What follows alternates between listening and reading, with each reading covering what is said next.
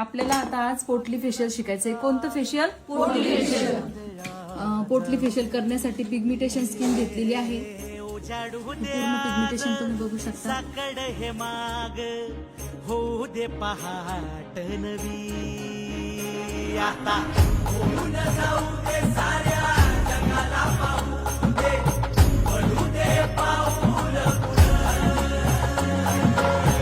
जरी काट पाया खाली लागलेला येऊ दे, पडू दे पाऊल मोठी लढाई लढू मातीसाठी रगड्या मनगटाचं जोर लावून.